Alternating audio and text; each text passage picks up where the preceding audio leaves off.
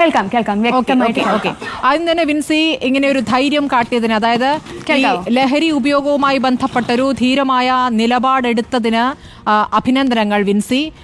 ഒരു പ്രവണത, ഒരു മോശം പ്രവണത സിനിമാ മേഖലയിലല്ല, ഏത് മേഖലയിലാണെങ്കിലും അത് നിർമ്മാർജ്ജനം ചെയ്യാൻ ഒരു സ്റ്റെപ്പ് ആരാദ്യം വെക്കുന്നു എന്നുള്ളത്, അതിൽ വിൻസി ഒരു പ്രധാനപ്പെട്ട ആളായി മാറിയിരിക്കുകയാണ്. വിൻസിയുടെ ഒരു പരാതി എന്നുള്ളത്, വിൻസി ഒരു പൊതുപരിപാടിയിൽ സംസാരിക്കുമ്പോൾ പറഞ്ഞ ഒരു ചെറിയ ഭാഗം കട്ട് ചെയ്തുകൊണ്ട് മുഴുവൻ എന്താ പറയുക, ഈ ലഹരി ഉപയോഗിക്കുന്നവരുമായി സിനിമയിൽ അഭിനയിക്കില്ല എന്ന് പറഞ്ഞ ഒരു ഭാഗം മാത്രം എടുത്തുകൊണ്ട് വിൻസിക്കെതിരെ ഒരു അറ്റാക്കാണ് ആദ്യം വന്നത്. അതിനുശേഷമാണല്ലോ വിൻസി ഇതിലൊരു വിശദമായ പ്രതികരണം നടത്തിയത്.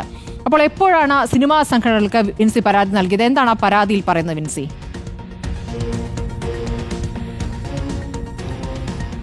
ഓക്കെ, ആദ്യമേ തന്നെ പരാതി ലീക്കായെന്നൊരു വിവരം ഞാൻ കേട്ടിരുന്നു.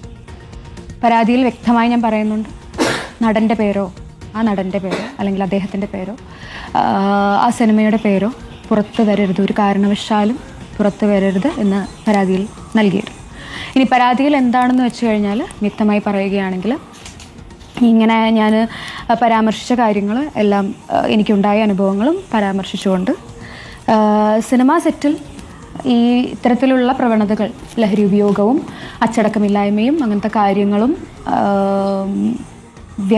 എന്താ പറയുക, മാറ്റി നിർത്തപ്പെടണം എന്നുള്ളത് ആണ് പരാതിയിൽ മെയിനായിട്ടുള്ളത്.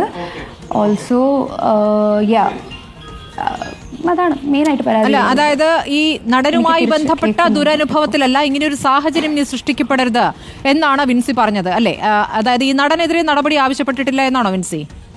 തീർച്ചയായിട്ടും നടനെതിരെയാണല്ലോ നടപടി ആവശ്യപ്പെടുന്നത്. കാരണം അയാളാണല്ലോ എന്നോട് മോശമായി പെരുമാറിയത്.